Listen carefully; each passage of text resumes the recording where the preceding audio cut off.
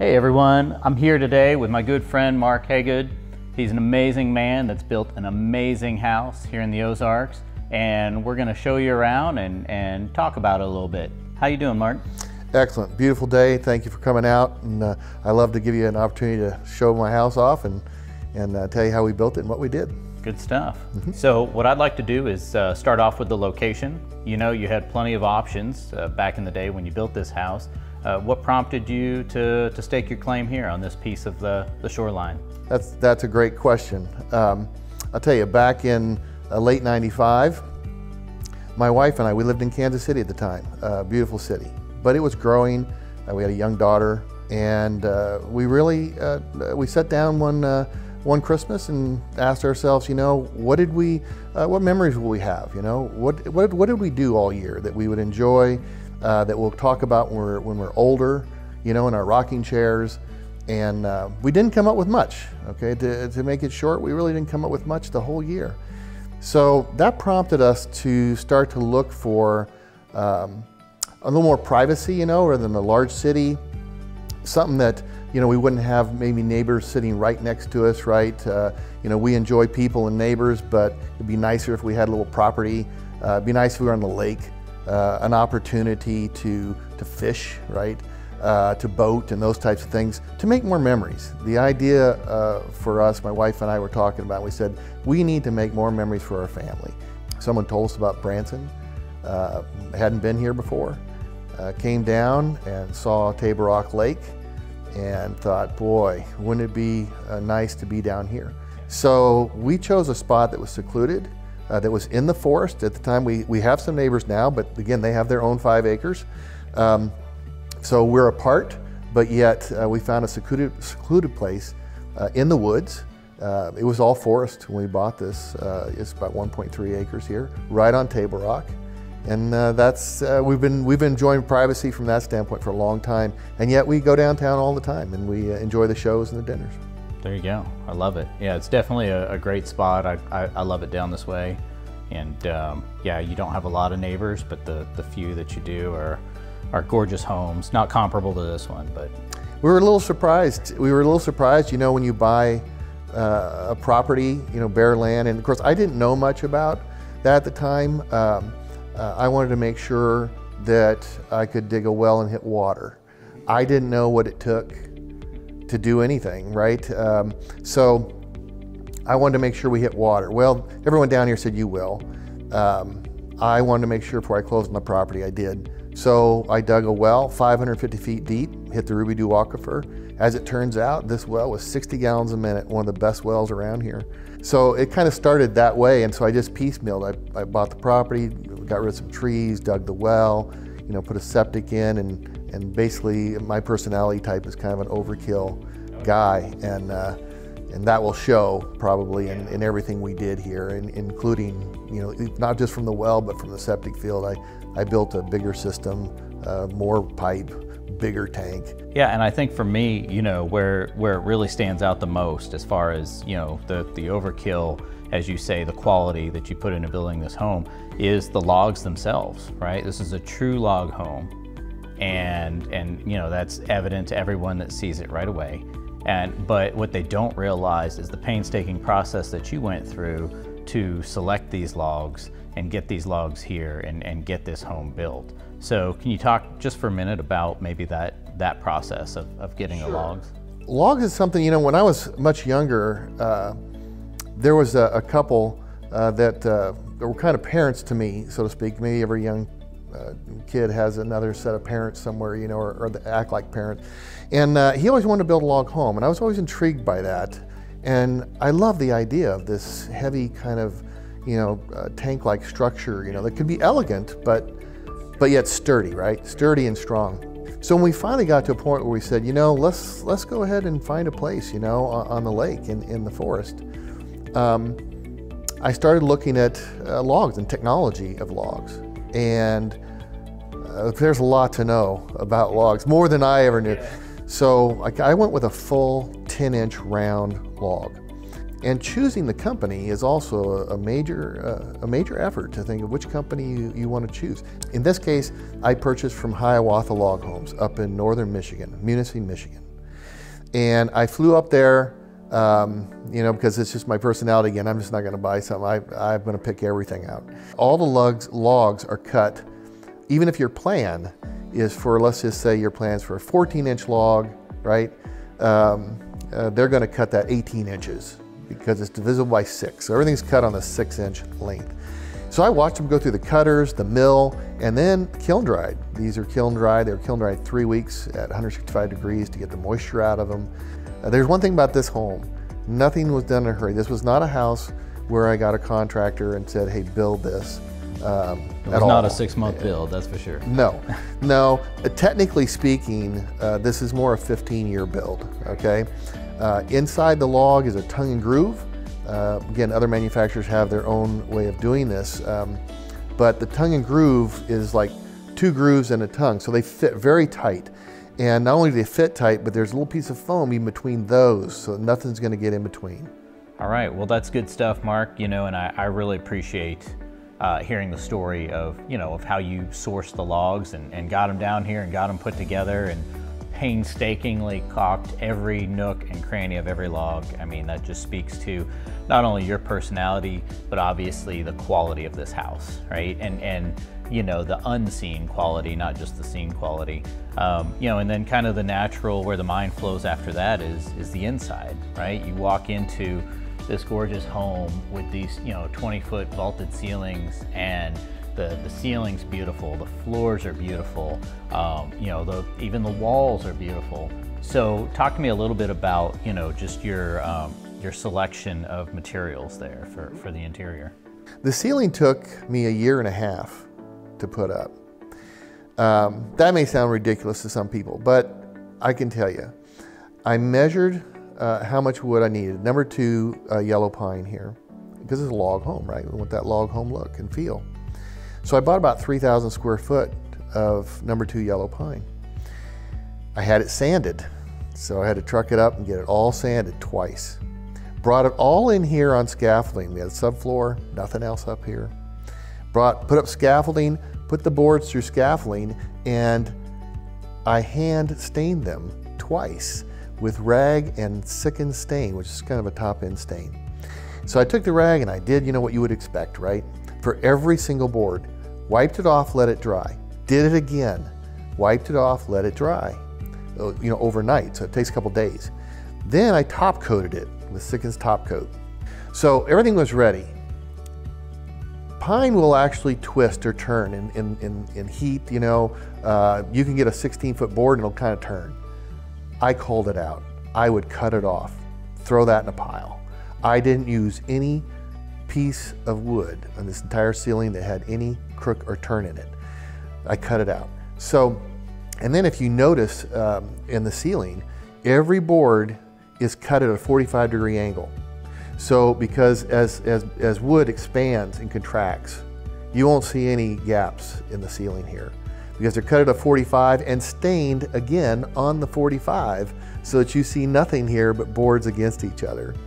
And as it turned out, I started to put the ceiling up, and I had culled so much wood that the pile outside was bigger than what I had inside, and I had to buy another 2,000 square feet and do the whole process again, just for the ceiling. So it did take 1.5 years, but I can tell you right now, the ceiling in this house looks just like it did 18 years ago.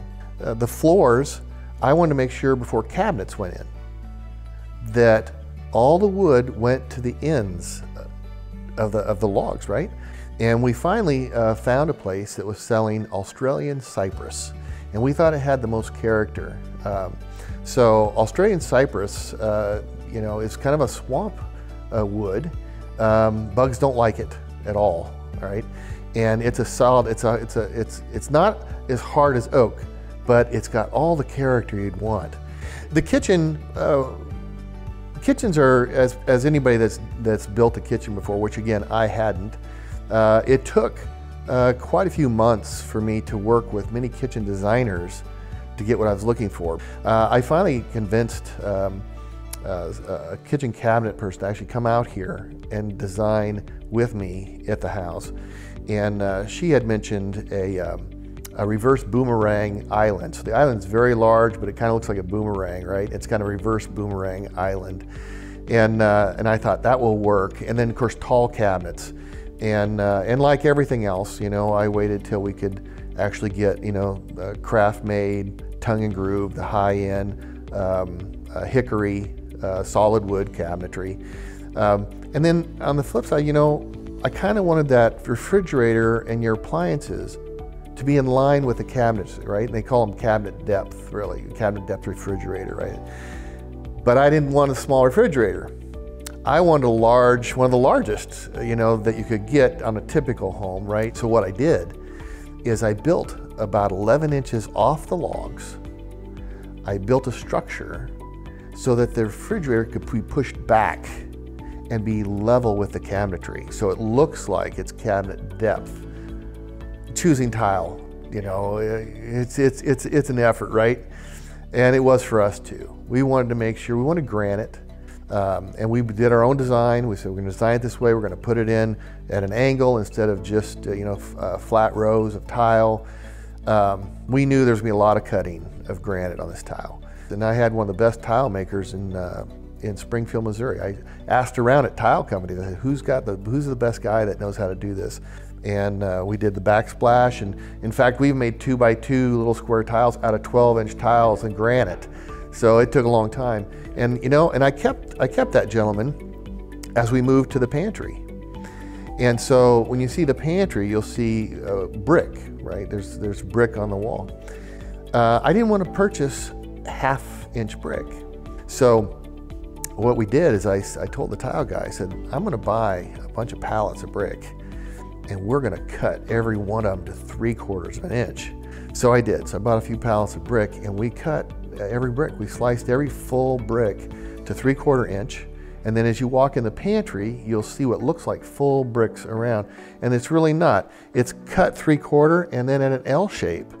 All right, so we've talked a lot about the common areas that your home has to offer, and you know, and it's wonderful.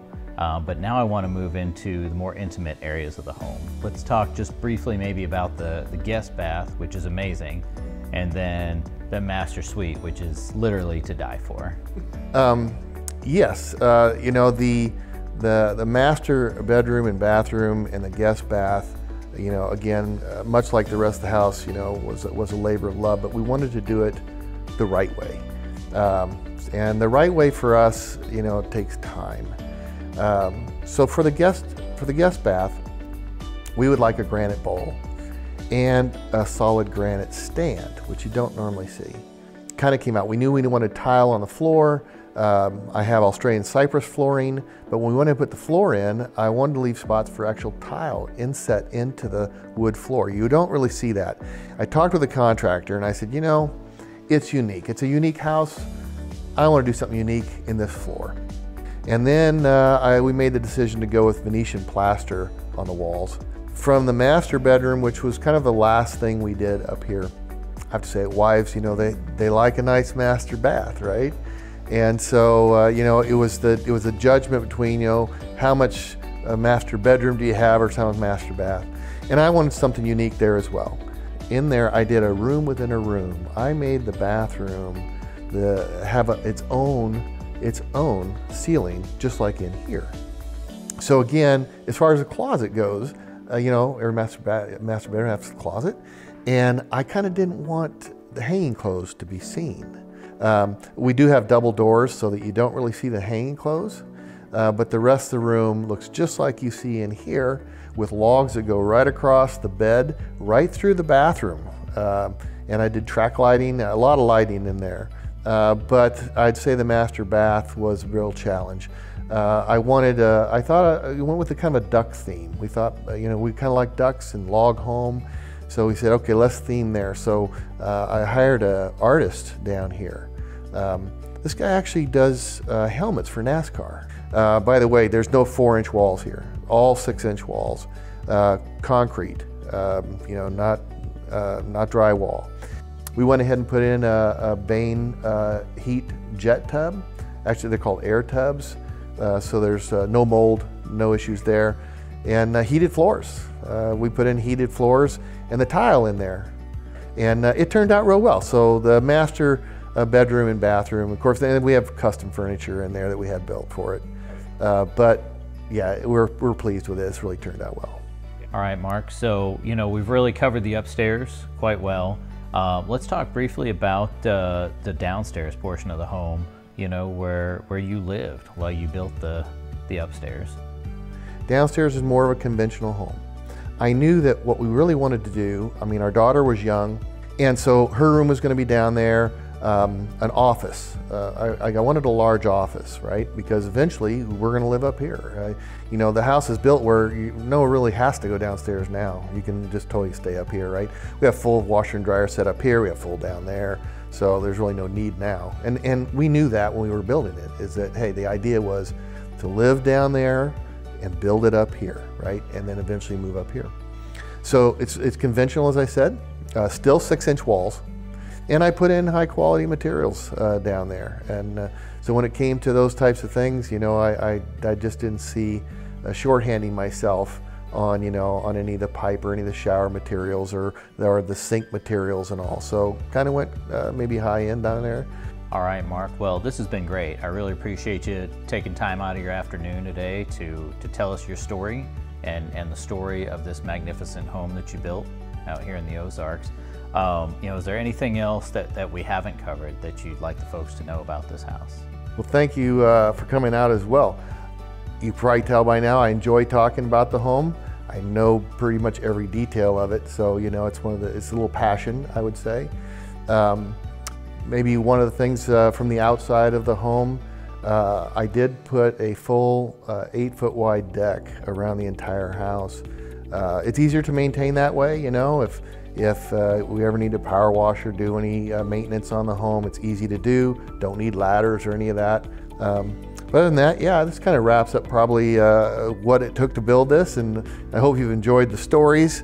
I have plenty of stories, trust me, you know, when you build a house this way. You know, the old adage, it's more fun to grow the tomato than pick it. Hey, there was a lot of growing the tomato here, you know, but now we enjoy it. I might have missed another thing. This is full, obviously heat and air. It's all new, put in new air conditioner even last year, air handler and all those types of things. This, you know, that's, in fact, it's remote control. So I could sit here and turn the heat up and turn the heat down. And so you would expect those amenities to be there, and they are. So, but yeah, appreciate your time. Appreciate you coming out. All right, well, thanks everyone for being here today. You know, out of the 745 miles of shoreline on Table Rock Lake, there's a lot of great homes. And in fact, right here on Pokeberry Lane, there's a plethora of $1 million custom-built homes. But I promise you, none of them hold a candle to this home right here. The level of construction and the beauty and the location, it's a perfect trifecta. So I would encourage you to come take a look for yourself, and we'll see you soon. Thank you.